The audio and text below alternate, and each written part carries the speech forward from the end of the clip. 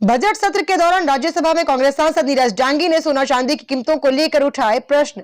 आज बजट सत्र 2026 राज्यसभा में राजस्थान से कांग्रेस के राज्यसभा सांसद नीरज डांगी ने सोने चांदी की बढ़ती कीमतों पर अपनी बात रखी। नीरज डांगी ने कहा, देश में सोना और चांदी की कीमतें बेकाबू हो चुकी हैं। ग्रामीण भारत की विशेष रूप से महिलाओं और विवाह योग्य परिवारों की कमरें टूट चुकी हैं। पिछले 13 महीने में चांदी की कीमत में 306% और सोने की कीमत में 111% की वृद्धि देखने को मिली है। जिस देश में सोना चांदी की सुरक्षा, आत्मसम्मान और पारिवारिक भविष्य से जुड़ा हो, वह इन कीमतों को बेलगाम छोड़ देना सरकार की गंभीर विफलता व आर्थिक नीति को दर्शाता है।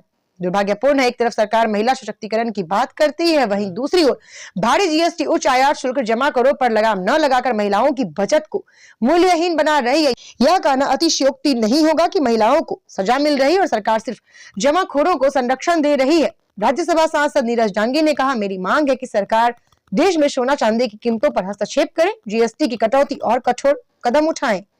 स्टार न्यूज प्लस के लिए नई दिल्ली राज्यसभा से डायरेक्टर राजीव चंदेल की ये रिपोर्ट। बहुत बहुत धन्यवाद अध्यक्ष महोदय।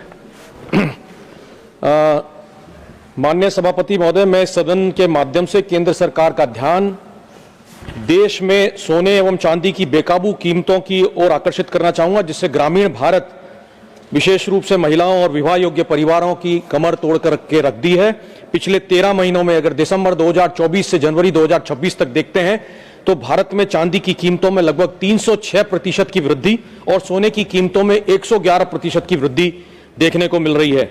जो कीमत स्वर्ण आभूषण की दिसंबर 2024 में 7,000 रुपए प्रति ग्राम थी, वो आज बढ़कर के 15,000 रुपए प्रति ग्राम हो गई है।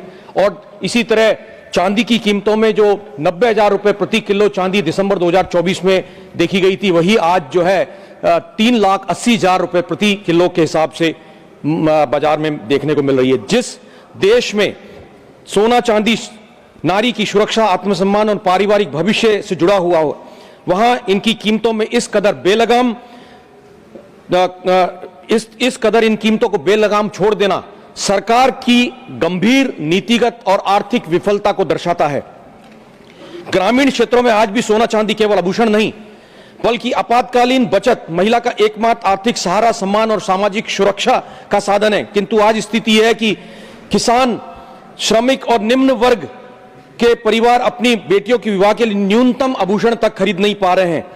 जिन मध्यम वर्गीय परिवारों ने अपने विवाह 6 माह पूर्व या उससे अधिक अवधि के पूर्व निश्चित कर दिए थे, उन पर सोने चांदी की ये उछले धामों ने मानो पहाड़ी गिरा दिया है। अनेक परिवार विवाह टालने को मजबूर हो रहे हैं और सामाजिक सुरक्षा असुरक्षा को जन्म दे रहे हैं। माननीय सभापति महोदय, अत्यंत दुर्भाग्यपूर्ण है कि सरकार एक और महिला सशक्तिकरण की बात करती है और दूसरी ओर उच्च आयात शुल्क, भारी जीएसटी, सट्टेबाजों और जमाखोरों पर लगाम न लगाकर महिलाओं की बचत को लगातार मूल्यहीन बना रही है।